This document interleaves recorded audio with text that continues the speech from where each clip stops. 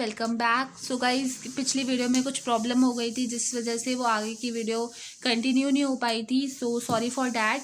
So now we are discuss law of chemical combination. So law of chemical combination are defined for various like law of conservation of mass, law of constant proportional, law of multiple proportional, law of reciprocal of proportional, law of combination value। हमें तो ये सारे नहीं पढ़ने क्योंकि हमें तो दो ही पढ़ने हैं। हमें सिर्फ पढ़ना है law of conservation of mass and हमें पढ़ना है दूसरा लॉ ऑफ कांस्टेंट प्रोपोर्शनल। हमें ये दो लॉज पढ़ने हैं, बाकी के लॉ हमें नहीं पढ़ने। लॉ ऑफ मल्टीपल प्रोपोर्शनल हम 12th क्लास में पढ़ेंगे जब हम इनकी एटम की डिस्कवरी एंड पूरी थ्योरी पढ़ेंगे, तब हमें ये आगे पढ़ना पड़ेगा। सो अभी हमें से बेसिकली दो लॉ पढ़ने हैं, तो हम दो लॉ की बात करते हैं। पहला है law of conservation of mass. तो इसका क्या होता है, according to the law mass can be neither be created nor be destroyed. ठीक है, जैसे कि मैं किसी एलिमेंट का एग्जांपल लेती हूँ। जैसे कि मैंने ले लिया ए। तो ए का मास है 2 ग्राम एंड प्लस में बी का मास है 3 ग्राम। तो इधर जो प्रोडक्ट बनेगा ना, जैसे ए और बी कंबाइन कर जाएंगे, ए और बी जो है ये कंबाइन कर जाएंगे, मतलब ऐड हो जाएंगे, एक दूसरे से मिल जाएंगे। तो क्या बनेगा, कॉम्बिनेशन हो जाएगा इनका। तो ये बन जाएगा ए बी। तो इनका जो मास है जितना यहाँ पे होगा उतना ही यहाँ पे होगा। इनका मास 5 ग्राम होगा। ये 2 + 3 5 होगा, ये 2 + ये नहीं हो सकता है कि यहाँ पे 7 ग्राम आ जाएगा, 8 ग्राम आ जाएगा। तो फिर ये थ्योरी हमारी गलत हो जाएगी। तो ऐसा कभी भी नहीं होता। हमारा प्रोडक्ट और रिएक्टेंट्स दोनों हमेशा इक्वल होते हैं। Reactants are always equal to products. कभी भी रिएक्टेंट का मास है जो प्रोडक्ट के मास के ज़्यादा या कम नहीं आता, ऑलवेज इक्वल आता है। सो इसका मतलब ये थ्योरी जो है हमारी वो पास हो गई। मतलब कि law of combination of law of conservation of mass. तो मास यही कहता है कि ना ही हम मास को बना सकते हैं, ना ही हम मास को डिस्ट्रॉय कर सकते हैं। मतलब कि जैसे कि हम 2 और 3 को जोड़ के हम 5 ग्राम से ज़्यादा नहीं बना सकते, ना क्रिएट कर सकते, ना ही डिस्ट्रॉय कर सकते हैं। ना ही हम 5 को 3 ग्राम नहीं कर सकते, ना ही हम क्रिएट करते, ना ही डिस्ट्रॉयड। तो reactants are always equal to products. In the chemical reaction the law can be understood in the flowing way. Like during the chemical reaction total mass of reactant will equal to the total mass product. Reactants क्या होते हैं, left hand side जो होते हैं वो reactants होते हैं, and ये वाले LHS जो होते हैं वो हमारे रिएक्टेंट्स होते हैं, एंड RHS हमारे जो होते हैं वो प्रोडक्ट होते हैं। तो reactants is always equal to product. ठीक है, इसमें कोई भी चेंज नहीं होता। फॉर एग्जाम्पल आपने ए और बी को कंबाइन करा तो वो ए बी बन गया और उनके मासेस भी ऑलवेज इक्वल आएंगे। यहाँ पे हम थोड़ा सा एक और एग्जाम्पल देखते हैं। लाइक हमने अब ले लिया मास ऑफ ए बी, मास ए। ठीक है, मास एलिमेंट है कोई ए है तो हमने उसका मास ले लिया, और दूसरा कोई एलिमेंट है एलिमेंट बी, और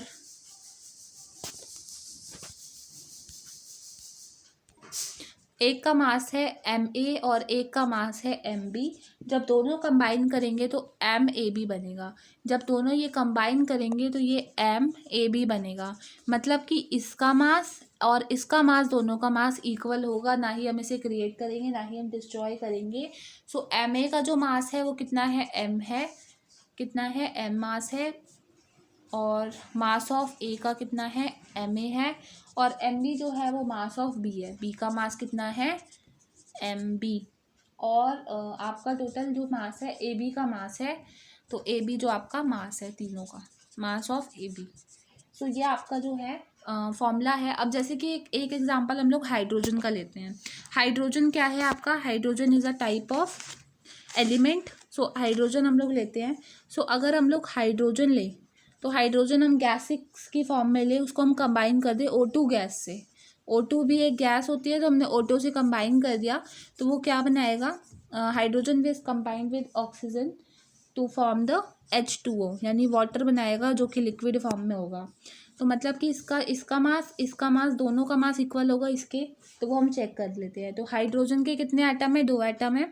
तो हाइड्रोजन का मास कितना होता है, 2 × 2 जो कि हो जाएगा 4 ग्राम हो जाएगा हाइड्रोजन का मास। और ऑक्सीजन का मास होता है 16 और 2 एटम है तो 16 × 2 जो कि हो जाएगा हमारा 32। तो यहाँ पे 4 हो गया प्लस में 32 ग्राम, 4 ग्राम प्लस में 32 ग्राम और इक्वल में। अब इधर देखते हैं हम लोग, इधर कितना है, हाइड्रोजन के 2 एटम है, 2 × 2 प्लस में इसके कितने एटम है, 16 एटम है और O2 1 है। तो अब चेक करते हैं, 2 + 2 4 इजिकल टू में 16 20, और इधर चेक करते हैं हम 32 प्लस में 4 इजिकल टू में, यहाँ पे आ जाएगा, देखो ये 2 + 2 है ना, तो ये क्या हो जाएगा कि इसके 2 एटम है हाइड्रोजन के, तो यहाँ पे इसके साथ ये कॉम्बिनेशन हो जाएगा, 2 + में 16 आ जाएगा, तो वो हो जाएगा हमारा 16 + में 2 इजिकल टू में 36 के बराबर। तो 36 हमारा जो है वो एलिमेंट निकल के आ जाएगा, तो वो हो जाएगा 36 प्लस में 16 इंटू 2 पे 2, तो 2 + 16 हमारा 18 हो जाएगा, 18 प्लस में, तो जब इसको हम सॉल्व करेंगे तो 16 प्लस ये 18 हो जाएगा 2, एंड 18 इंटू पे 2 जो कि हमारा हो जाएगा 36। सो हमारा इसका 36 मोलर मास आ गया, एंड इसका कितना आएगा, इसका भी 36 ग्राम ही आएगा। मतलब LHS इक्वल्स टू RHS हमने प्रूव कर दिया। Now LHS equals to RHS हो गया 36 ग्राम इक्वल्स में 36 ग्राम, मतलब law of conservation of mass हमारा ओबे हो गया इस लॉ में भी, इस कंडीशन में भी। अब हम थोड़े से और एग्जांपल देखते हैं जिससे हम ये प्रूव कर सके कि law of conservation of mass है वो एप्लीकेबल है सारे एलिमेंट्स पे।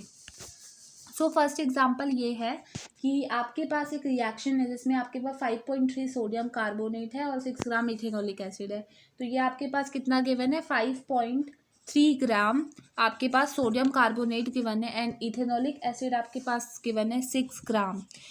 उसको दोनों को आपने कंबाइन कर दिया तो वो बन गया आपका सोडियम इथेनॉल। तो सोडियम इथेनॉल का जो मोलर मास गिवन है वो है 22 ग्राम।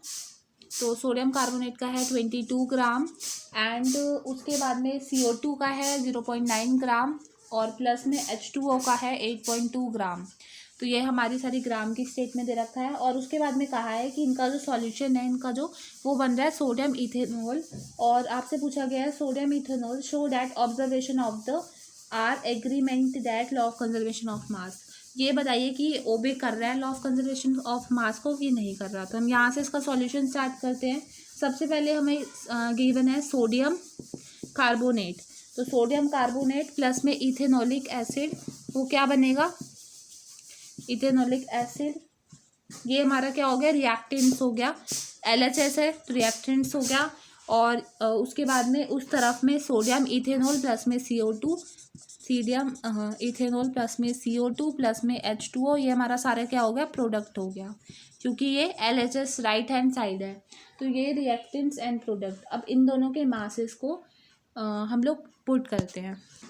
Now according to law of conservation of mass, अब हम लोग वैल्यू पुट करते हैं। 5.3 ग्राम प्लस में 6.0 ग्राम इजिकल टू में 8.2 ग्राम प्लस में 2.2 ग्राम प्लस में 0.9 ग्राम। तो ये सारे हमें अब प्लस करना है, तो इसको दोनों को प्लस करके तो आ जाएगा 11.3 ग्राम, और इसको प्लस करके इन दोनों को प्लस करके आ जाएगा 11.3 ग्राम। आप इसको खुद से कैलकुलेट करके भी देख सकते हैं। सो इसका आंसर जो है वो यही आएगा, बिकॉज ये आप लोग देख सकते हैं 11.3 इनको ऐड करके भी यही आ रहा है, और दूसरे वाले को अगर हम ऐड करें तो 22, और आपको बस इसको पॉइंट के हिसाब से अरेंज करके ऐड करना है, तो आपका आंसर भी यही आएगा। सो देखो, according to law of conservation of mass, mass can be neither be created nor be destroyed, और mass of reactants is always equal to mass of product. यहाँ पे लॉ ऑफ मास एप्लीकेबल हो रहा है, LHS equal to RHS हो रहा है। तो अगर ये हो रहा है तो उसका मतलब यहाँ पे भी ये वैलिड हो गया, यहाँ पे भी ये वैलिड हो गया कि law of conservation of mass का जो रेशियो है RHS और LHS का वो हमेशा इक्वल होता है। यहाँ से हमने प्रूव कर दिया LHS always equal to RHS when law of conservation of mass applicable. अब हम करते हैं लॉ ऑफ कांस्टेंट प्रोपोर्शनल, जो कि सेकंड लॉ है। लॉ ऑफ कांस्टेंट प्रोपोर्शनल है, तो ये इसकी स्टेटमेंट है। According to the law of constant proportional, a pure chemical compound always contain the same element combined together in same proportional of mass irrespective the fact that sample of taken which is produces is been produced। तो ये इसकी golden statement है, मतलब कि अगर हम कोई भी केमिकल कंपाउंड ले रहे हैं, उसका प्योर मास ले रहे हैं, तो वो जो एलिमेंट है वो कंबाइन करके उसी सेम मास में दूसरा बनाएगा एलिमेंट। जैसे कि यहाँ पे आपको दिख रहा है, for example 18 gram of hydrogen का हमने ले लिया, तो वो 16 ग्राम ऑफ ऑक्सीजन प्लस में 2 ग्राम ऑफ हाइड्रोजन से बनेगा। ठीक है, जैसे कि अब मैं आपको बोर्ड पे क्लियर करती हूँ। जैसे कि आपने ले लिया हाइड्रोजन, हाइड्रोजन ले लिया, तो हाइड्रोजन जो है वो H2 होता है, प्लस में आपने ऑक्सीजन ले लिया यानी O2 हो गया। दोनों आपने गैसिक फॉर्म में लिया है, अगर ये आपको मेंशन करने के लिए कहा है तो आप मेंशन कर दो। और ये क्या फॉर्म करेगा, ये फॉर्म करेगा H2 यानी वाटर फॉर्म करेगा, जो कि लिक्विड स्टेट में होगा। अब इसका और इसका मोलर मास जो होगा वो, अब हाइड्रोजन का टोटल मास है 18 ग्राम आपको गिवन है। अब आप इसका कैसे निकालोगे, तो हाइड्रोजन के 2 एटम है, मतलब इसका कितना हो जाएगा, मोलर मास 2 ग्राम, प्लस में ऑक्सीजन का 16, 2 + 16 = 18। सो ये हमारा 18 ग्राम आ जाएगा। अब हम लोग और एग्जांपल देख सकते हैं। तो हमेशा जो है mass of hydrogen equal to mass of oxygen, ठीक है। सो और हम आइडेंटिटी और द स्टेटमेंट्स ले सकते हैं। इसका भी एक एग्जांपल हम लोग देखते हैं कि हमने हाइड्रोजन लिया और ऑक्सीजन लिया, हमने हाइड्रोजन एंड ऑक्सीजन लिया, कितने रेशियो में लिया, हमने 1:8 में लिया। और उसका जो मास है, mass from the water, what is the mass of oxygen gas we require to react with hydrogen to 3.0, कितना उसको हाइड्रोजन का गैस का मास चाहिए होगा। तो इसको हम लोग कैसे निकालेंगे, इसको हम m = H1/8 के फॉर्मूले से निकालेंगे, क्योंकि हमें ये गिवन है। तो ये क्या हो जाएगा, ये होगा आपका m जो है हाइड्रोजन का मास और ऑक्सीजन का मास 1:8 है। तो मास ऑफ हाइड्रोजन कितना हो जाएगा, 3:0 वो गिवन है हमें। सो यहाँ पे हम वैल्यू पुट कर देंगे हाइड्रोजन के मास की जगह, ऑक्सीजन का नहीं पता हमें, और 1:8 पुट कर देंगे। और ये जो 24 आया, अगर ये वाले स्टेप में आपको प्रॉब्लम है तो आप लोग कमेंट करना, मैं इसको डिटेल में डिस्क्राइब कर दूँगी। वैसे ये होगा क्रॉस मल्टीप्लिकेशन, क्योंकि आपका ऐसे है ना 3MO = 1:8, तो ये इसका मल्टीप्लाई, ये इसका मल्टीप्लाई हो जाएगा, तो MO इक्वल्स में आ जाएगा 8 3 = 24 और ग्राम, तो मास ऑफ ऑक्सीजन ये आ जाएगा। और यहाँ पे एग्जाम्पल ख़त्म हो जाता है। तो ऑलवेज जो कांस्टेंट प्रोपोर्शनल का लॉ है वो इसके एप्लीकेबल हो जाएगा। और यहाँ पे अब हम लोगों ने दोनों लॉस को पढ़ लिया डिटेल में। अब डाल्टन की एटॉमिक थ्योरी है, उसके बाद उस थ्योरी को पढ़ने के बाद हम लोग पता करेंगे कि एटम होता क्या है। सो वो सब हम लोग नेक्स्ट वीडियो में पढ़ेंगे। तब तक के लिए आप लोग को एक होमवर्क दे रही हूँ मैं। आप लोगों को क्या करना है, आप लोगों को एलिमेंट्स होते हैं ना, एलिमेंट्स के सिंबल्स याद करने हैं। एलिमेंट्स के सिंबल, अब वो आप कहाँ से याद करेंगे, सो एलिमेंट के जो सिंबल हैं वो आप लोग जैसे कि सपोर्ट मटेरियल का पेज नंबर आप लोग 27 खोलेंगे, और उसमें आप लोग को सारे सिंबल गिवन है, आप वहाँ से लर्न करेंगे। जैसे कि ये आपको गिवन है, एल्युमिनियम का सिंबल होता है Al, आर्गन का होता है Ar, बेरियम का होता है Ba, कैल्शियम का होता है Ca, कार्बन का होता है C, क्लोरीन का होता है Cl, कोबाल्ट का होता है Co, और कॉपर का होता है Cu, फ्लोरीन का होता है F, गोल्ड का होता है Au, हाइड्रोजन का होता है H, आयोडीन का I, आयरन का होता है Fe, लेड का होता है Pb, नाइट्रोजन का होता है N, ऑक्सीजन का O, पोटेशियम का K, सिलिकॉन का Si, सिल्वर का Ag एंड सल्फर का So, और जिंक का होता है Zn। तो फिलहाल आपको अभी यही एलिमेंट्स के नाम सिंबल याद करने हैं, और उसके बाद में मैं आपको फॉर्मेशन ऑफ केमिकल, मतलब केमिकल फॉर्मूला कैसे बनता है, अगर आपको ये सिंबल्स याद हो गए तो वो आपको मैं सिखा दूँगी थ्रू द वैलेंस शेल से आपको सिखा दूँगी कि केमिकल फॉर्मूले कैसे बनते हैं। पहले आप लोग सिंबल्स याद कर लीजिए, क्योंकि इसमें सिंबल बहुत इंपॉर्टेंट है। नेक्स्ट वीडियो में हम लोग रैंडमली सिंबल्स पूछेंगे, तो आप लोग कमेंट बॉक्स में उसका आंसर देना। सो अभी वीडियो का एंड करते हैं guys. Hope you like the video. अगर आपको ये वीडियो अच्छी लगी तो आप उसको लाइक, शेयर एंड सब्सक्राइब भी कर सकते हैं अपने फ्रेंड एंड फैमिली के साथ।